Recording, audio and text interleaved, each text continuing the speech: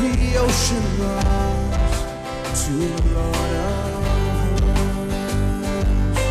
Praise Adonai from the rising of the sun till the end of every day. Praise Adonai, all the nations of the earth, all the angels and the saints sing praise.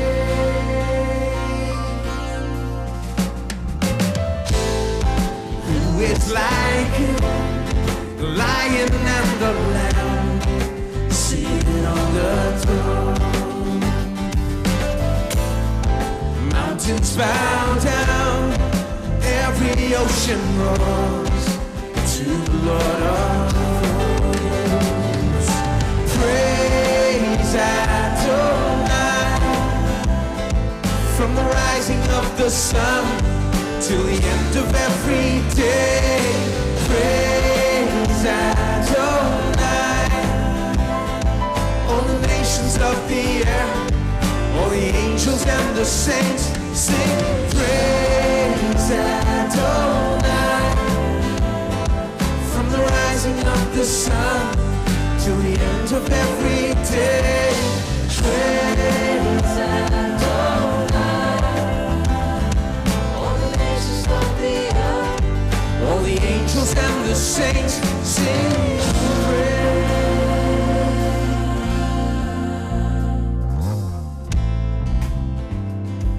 We praise you, Master. We praise you. We bow down before you, Lord. We worship you, we adore you. Just take this time to worship.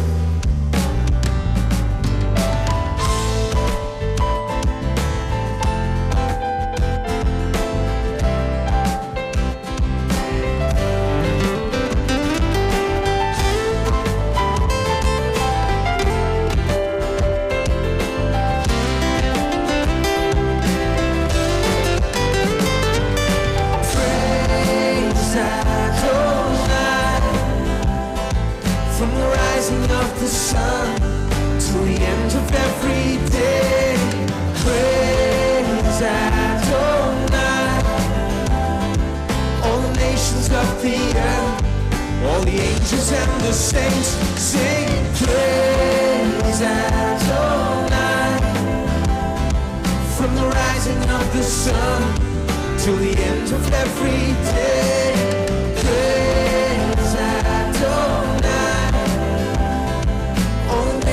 of the earth, all the angels and the saints sing.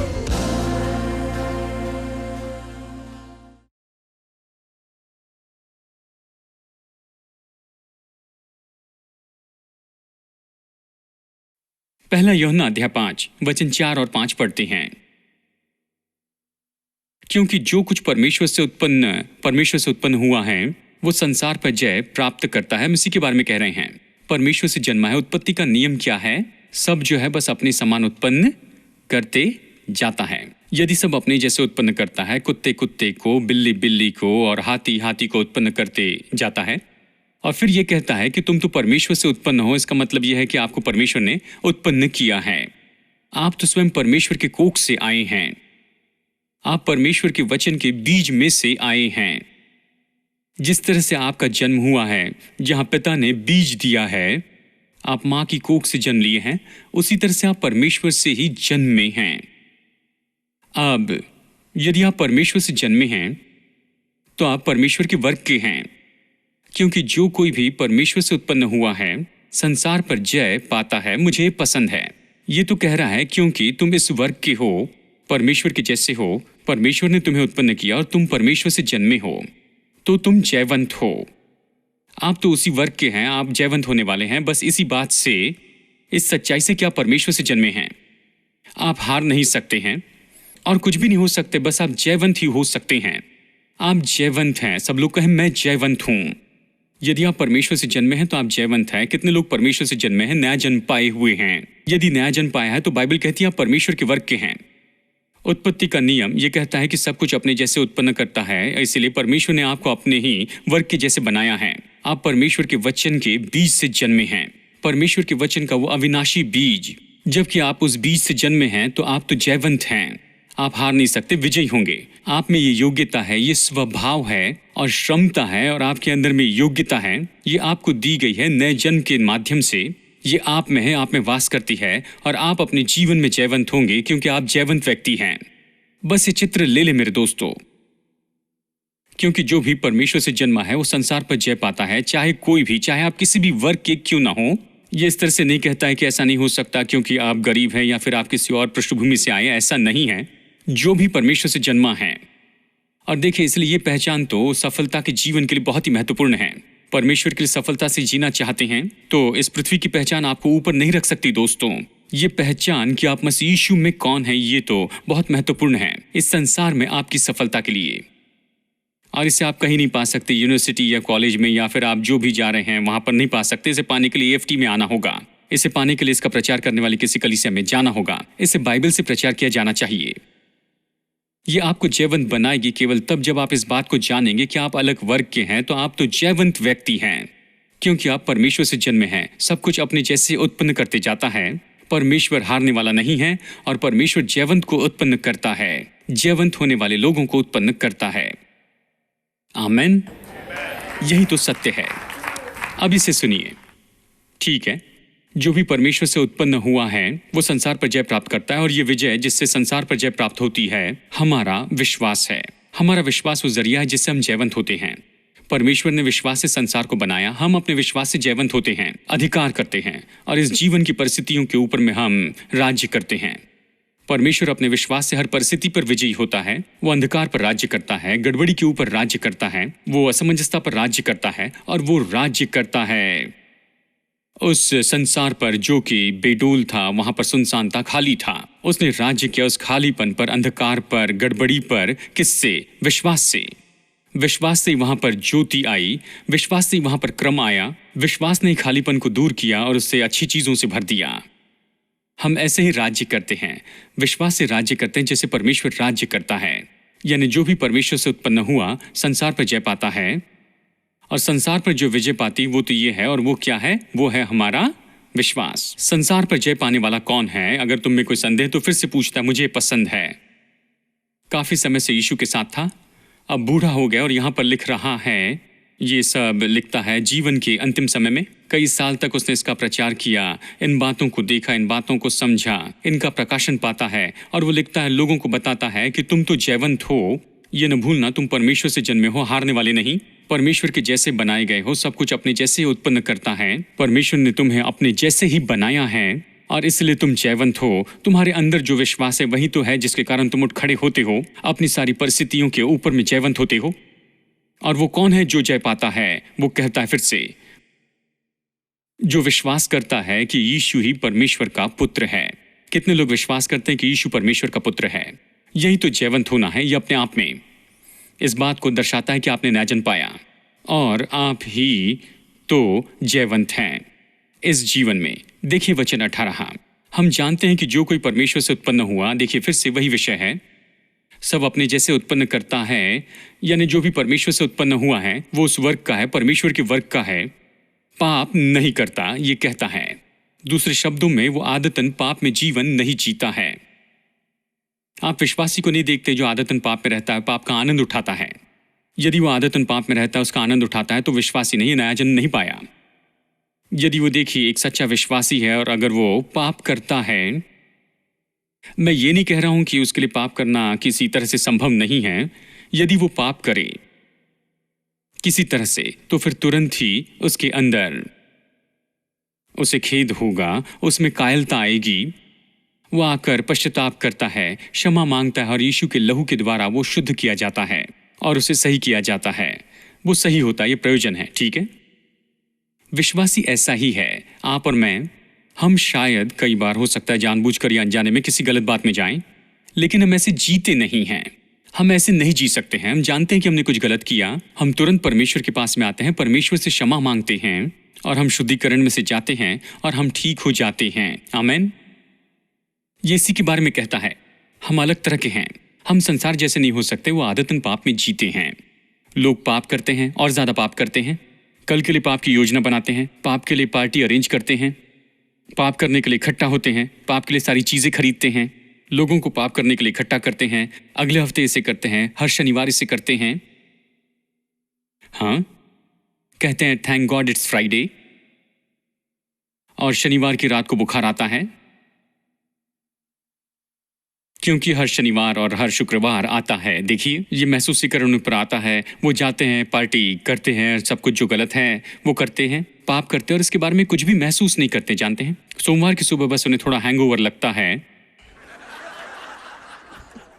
और फिर वो नहा धोकर काम पर चले जाते हैं और फिर सारे हफ्ते यानी सोम मंगल बुध गुरु शुक्र को राह देखते हैं बस शुक्रवार की कि वो वापस जाकर फिर से पार्टी कर सके, फिर से पाप कर सके। वो आदतन पाप करते हैं, लेकिन हम ऐसा नहीं कर सकते। देखिए, शायद हम यहाँ पर एक दो बार फिसल जाए, अगर सावधान न रहे तो हम फिसल सकते हैं। आप परमेश्वर के पास वापस आते हैं क्योंकि बुरा लगता है, उसमें आप बने नहीं रह सकते हैं, इसलिए आप परमेश्वर के पास में आके क्षमा मांगते हैं और सही संबंध करते, लेकिन आप आदतन पाप में जी नहीं सकते। ये इसी के बारे में कह रहा है।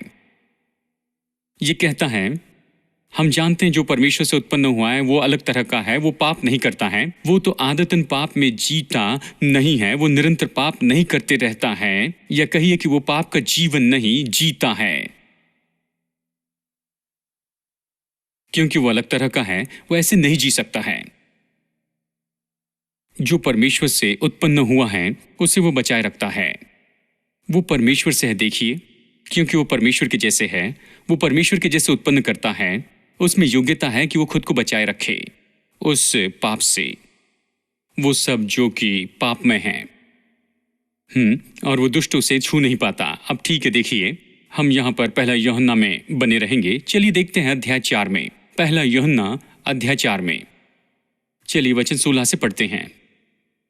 मैं दिखाने की कोशिश कर रहा कि हम प्रभु के वर्ग के हैं, छोटे ईश्वर हैं। आमीन। सब लोग कहें मैं परमेश्वर के वर्ग का हूं, छोटा ईश्वर हूं, परमेश्वर के जैसे ही।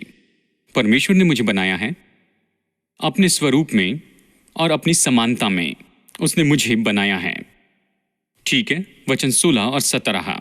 जो प्रेम परमेश्वर हमसे रखता है उसे हम जान गए हैं, परमेश्वर प्रेम है। जो प्रेम में बना रहता है वो परमेश्वर में बना रहता और परमेश्वर उसमें बना रहता। इसी से प्रेम हम में सिद्ध हुआ कि हमें न्याय के दिन ही आओ हो, क्योंकि, अब गौर से सुनिए, मैं यही बताना चाहता हूं, क्योंकि जैसे वो है वैसे इस संसार में हम भी हैं। जैसे वो है वैसे ही हम भी संसार में हैं। इसे कौन लिख रहा है? यूहन्ना लिख रहा है। किस समय से लिखता है? यीशु मसीह के मारे जाने, गाड़े जाने और जी उठने के बाद में यीशु चला गया, वो पिता के दाहिनी ओर बैठा है, कई साल बीत गए हैं। अब वो लिखता है जैसे वो है। यहां पर जैसे वो है, ये शब्द जो है, यीशु वर्तमान में अभी जिस दशा में है उसके बारे में हमें बताता है। इसे लिखने के समय में जैसे वो है, मतलब जब ये कहता है जैसे यीशु अभी इस समय है वैसे हम इस संसार में हैं। अब इसे आपको सही तरीके से समझना होगा। जैसे वो है वैसे ही हम हैं। वो अभी जो भी है हम बिल्कुल वही हैं। यूहन्ना जब ये लिख रहा था वो जैसे ही था वैसे ही वो उस समय सब लोग थे। इस संसार में विश्वासियों को लिखता है। अब इसके बारे में बहुत से लोग गलत समझते हैं, क्योंकि लोग तो इस बात को नहीं समझे हैं कि यीशु सबसे पहले कैसा है। कहता है जैसे वो है। अब देखिए ये क्या है, यीशु कैसा है? कुछ लोगों के लिए वो अभी भी बालक ही है, चरनी में एक छोटा बालक। वो बस इतना ही जानते हैं। क्रिसमस का समय आ रहा है तो हमें सब कुछ सही दृष्टिकोण में रखना है। कई बार जो क्रिसमस है वो कई बार बड़ा अजीब सा समय होता है। ये अच्छा है। क्रिसमस के बारे में बहुत सी बातें मुझे पसंद है, लेकिन ऐसी बहुत सी बातें जो मुझे इसके बारे में पसंद नहीं, क्योंकि यहीं पर तो लोग कहना शुरू करते हैं कि यीशु कैसे गरीब था। ये तो गलत घोषणा करने के बारे में समय होता है अब जगत के उद्धारकर्ता को देखिए, परमेश्वर का पुत्र जो आकाश और पृथ्वी का रचयिता है, और इस पूरे क्रिसमस के समय में वो जानबूझकर इस बारे में कहते हैं कि यीशु कितना गरीब था। अब मैं इस बात को नहीं समझता हूं। जानते हैं, उसे गरीब बनाने से हमें क्या मिलेगा? देखिए, वो इस संसार में गरीब रूप में जन्मा, वो किसी को नहीं बचा सकता था, लेकिन हमारी गरीबी को उसने क्रूस के ऊपर में उठा लिया। वो हमारी गरीबी के लिए जवाब ला सकता है। क्रूस पर हमारे पापों को उठाने के द्वारा वो पापों से छुटकारा ला सकता है, लेकिन वो केवल गरीबी में जन्मा और वो गरीबी में जीवन जीते रहा, ये तो हमारी समस्या का कोई हल नहीं है। ये तो एक और गरीब आदमी हो गया। संसार में एक और बोझ। पहले से बहुत से गरीब लोग हैं। मुझे पता नहीं लोग इतना गरीब उसे क्यों बनाते हैं और उसके बारे में इतनी घोषणा क्यों करते हैं, लेकिन जबकि बात तो बस यही है। बहुत से लोगों के पास में यीशु के बारे में गलत धारणा है, और इसलिए मैं ये सब कुछ बता रहा हूं कि जैसे वो है, क्या हम जानते हैं कि वो कैसे है? क्या आप जानते हैं वो सच में कैसे है? वो अब वो छोटा यीशु नहीं है जो चरनी में छोटा सा बालक पैदा हुआ था। वो नहीं है। कुछ लोगों के लिए वो अभी भी चरनी में छोटे बालक जैसे हैं। वो उसकी वहीं पर आराधना करते हैं। हाँ, कुछ लोगों के लिए वो ऐसा यीशु है जो क्रूस को लेकर चलता है। वो इस यीशु को जानते हैं तो हर दिन जाकर उस यीशु को देखते हैं जो क्रूस उठाए लिए चलता है। ओ यीशु है, क्रूस उठाने वाले यीशु की आराधना करते हैं। और कुछ लोगों के लिए तो वो ऐसा यीशु है जो क्रूस के ऊपर लटका है। अब इसके बारे में सोचिए। मैं तो बस असली होना चाहता हूं, क्योंकि जैसे वो है वैसे ही हम हैं, तो हमें ये देखना होगा। तो इसका मतलब क्या है जब ये कहता है जैसे वो है? क्या वो चरनी में बालक है? नहीं। क्या वो गोलगथा के मार्ग पर क्रूस लेकर चलने वाला है? नहीं। क्या अभी वो क्रूस पर लटका हुआ है जहां पर पूरा उसके शरीर से बस खून बहते जा रहा है? नहीं। कुछ लोगों के लिए वो कब्र में पड़ा यीशु है। कुछ लोगों के लिए ऐसा यीशु है जो कि जी उठा है। ये सब तो उस चित्र का एक भाग है, लेकिन जैसे वो है इसका मतलब है, और इसलिए हमने इफिसियों अध्याय 1 से शुरू किया था। वो कहता है हमारे पास में प्रकाशन और समझ की आत्मा होनी चाहिए, उसके ज्ञान में, कि हमारी आंखें, हमारी समझ की जो आंखें हैं वो ज्योतिर्मय हो जाएं। क्या जानने के लिए? क्यों हमें यहाँ पर समझ और बुद्धि की आत्मा यहाँ पर चाहिए? हमें क्या समझना है और हमें क्यों यहाँ पर ज्योति पानी चाहिए? कि हम इस बात को समझे कि परमेश्वर ने यीशु मसीह के द्वारा क्या किया, उसकी मृत्यु और उसके जी उठने के द्वारा। केवल मृत्यु और जी उठने के द्वारा नहीं, लेकिन अभी वो क्या कर रहा है। तो यीशु कहां पर है और वो कैसा है? क्योंकि वो जैसे है वैसे हम इस संसार में हैं। वो कहां है इस समय? उसकी दशा कहां है? वो कहां पर है और वो अभी किस दशा में है? मैं आपको बताऊं, वो राजाओं का राजा है और वो प्रभुओं का प्रभु है। उसने उस विजय को प्राप्त करने के बाद में पाप के ऊपर में, मृत्यु के ऊपर, इस संसार के ऊपर, दुष्ट के ऊपर, शैतान के ऊपर में वो जीवित हो चुका है। वो फिर से जीवित हुआ है। परमेश्वर ने उसे जीवित किया है और वो पिता की ओर ऊपर उठाया गया है और वो पिता की दाहिनी ओर में बैठा है। और इफिसियों अध्याय 1:19 के अनुसार सारी प्रधानताएं, सामर्थ, अधिकार, शक्तियों के ऊपर में और हर एक नाम के ऊपर में जो नाम है और जो कुछ नाम दिए जाएंगे, वो इन सारी बातों से ऊपर है और इन सभी के ऊपर में वो प्रभु के रूप में बैठा है। ये वही तो यीशु है जिसके बारे में कहता हूं। यही तो यीशु मसीह है। जब यूहन्ना कहता है कि जैसे वो है, याद रखिए वो अभी जैसे है, और वो तो पिता परमेश्वर के दाहिनी ओर बैठा है, सारी चीजों के ऊपर बैठा है। सारी प्रधानताएं, सामर्थ, अधिकार सारी चीजों के ऊपर है। सबसे बड़ा नाम उसे दिया गया है। ऐसी जगह पर वो बैठा हुआ है जहां पर सारा अधिकार और सारी सामर्थ तो उससे ही दी गई है। इसी तरह से वो बैठा है, यानी जैसे वो है इसका मतलब यही है। वैसे ही हम हैं इस संसार में। दूसरे शब्दों में अगर इस तरह से कहें तो आप समझेंगे, जैसे वो अभी इस समय स्वर्ग में हैं, वैसे ही हम इस पृथ्वी पर इस समय हैं। उसमें और हम में यही फर्क है कि वो स्वर्ग में हैं और हम यहां पर हैं। अधिकार की जगह और स्तर की जगह, सामर्थ में हम सब एक हैं। हेलो, जैसे वो है, सब लोग कहें जैसे वो है वैसे ही हम हैं इस संसार में। सबसे पहले कहें जैसे वो है हम वैसे ही हैं। आप मन में जान ले, जैसे वो है वैसे ही हम हैं, कोई फर्क नहीं है। क्योंकि ये कहता है परमेश्वर ने उसे मुर्दों में से जिलाया और उसे वहां पर सारी प्रधानता, अधिकार, सामर्थ के ऊपर में रख दिया। और फिर अध्याय 2:6 में ये कहता है उसने हमें भी जीवित किया और उसके साथ में एक साथ उठाया है और हमें उसके साथ में स्वर्गीय स्थानों में एक साथ बैठाया भी है, मसीह यीशु के साथ में। और इसलिए केवल यीशु वहां पर सारी प्रधानता, अधिकार के ऊपर में बैठा नहीं है, लेकिन हम भी उसके साथ में सारी प्रधानता और अधिकारों के ऊपर में बैठे हैं उसके साथ। जैसे वो है हम वैसे हैं। बात यह है कि हम यहाँ पर पृथ्वी पर हैं और वो वहाँ पर पिता की दाहिनी ओर बैठा है। यानी वो जैसे वहाँ है पिता के दाहिनी हाथ पर, वैसे हम हैं यहाँ पर इस संसार में। चाहे वो जो भी है, चाहे उसकी दशा या परिस्थिति जो भी है, वो जिस किसी दशा में है, बिल्कुल वैसे ही दशा में अभी इस समय हम हैं। हम इस संसार में, वो वहाँ है, हम यहाँ हैं। वो वहाँ है और हम यहाँ पर उसके प्रतिनिधि हैं। वो जो भी है हम यहाँ पर वही दर्शाते हैं। आमीन। सब लोग कहें, जैसे वो है हम वैसे ही हैं इस संसार में। जैसे वो वहाँ है हम वैसे ही इस संसार में हैं। प्रभु की स्तुति। क्या ये रोमांचित नहीं करता है? हम कोई साधारण लोग नहीं हैं मेरे दोस्तों। हम ऐसे नहीं जो परमेश्वर के स्वरूप समानता में बनाए गए और फिर छोड़ दिए गए हो। जैसे वो है वैसे ही हम भी इस संसार में हैं। जो कुछ भी अधिकार और जो स्तर पर वो है, हम भी बिल्कुल वैसे ही यहाँ पर इस पृथ्वी पर हैं। तो चलिए और एक वचन यहाँ पर देखते हैं। अध्याय 3 वचन 1। देखो पिता ने हमसे कैसा प्रेम किया है कि हम परमेश्वर की संतान कहलाएं। देखिए फिर से बस यही विषय है। विषय क्या है? सब कुछ बस अपने जैसे उत्पन्न करता है। परमेश्वर बस अपने जैसे उत्पन्न करता है। मनुष्य यही तो है। यानी वो पिता है और हम तो संतान हैं। और पिता ने हमें पुत्र कहा है। वो कहता है परमेश्वर के पिता को देखो, क्योंकि उसने हमें संतान कहा है, क्योंकि हम परमेश्वर की संतान हैं। इसके बारे में कोई संदेह न हो, हम तो परमेश्वर की संतान हैं। हम इसके लिए कोशिश नहीं कर रहे हैं। हम परमेश्वर की संतान हैं। कब परमेश्वर की संतान बने? जब हमने नया जन्म पाया। हम परमेश्वर से जन्मे, इसलिए हम परमेश्वर की संतान हो गए। ठीक है। फिर ये कहता है इस कारण संसार हमें नहीं जानता, क्योंकि उसने उसे भी नहीं जाना। संसार को इसे समझने में मुश्किल होती है। तो इससे चकित मत हो जाना अगर आप किसी से कहें परमेश्वर की संतान हैं और वो आप पर मारने के लिए उठा लें। वो इसे नहीं समझ सकते। इसके बारे में ज्योति नहीं है।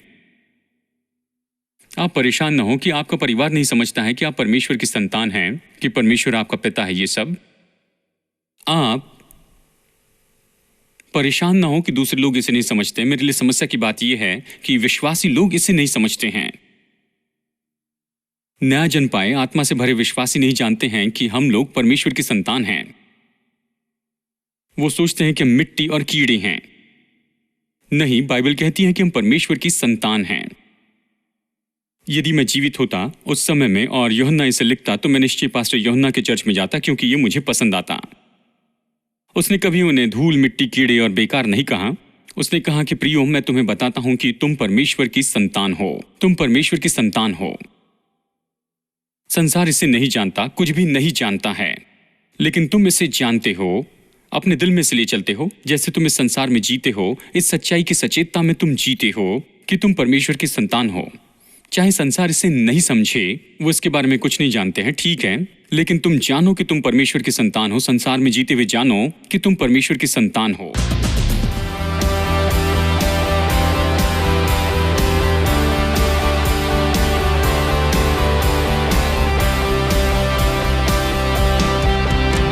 From the rising to the setting sun, His love endures forever.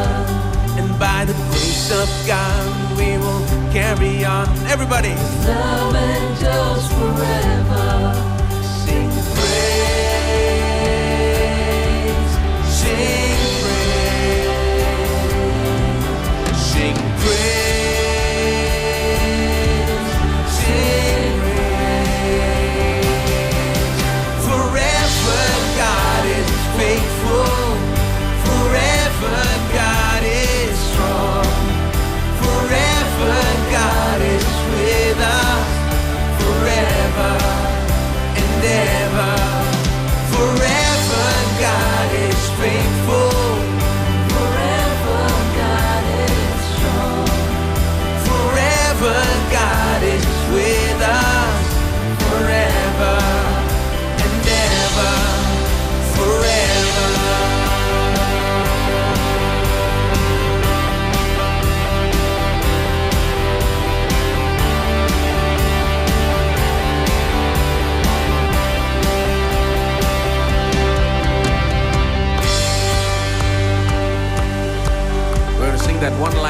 His love endures forever. Here we go. His love endures forever. His love endures forever. His love endures forever. His love endures forever. Everybody. His love endures forever. His love endures forever. His love endures forever.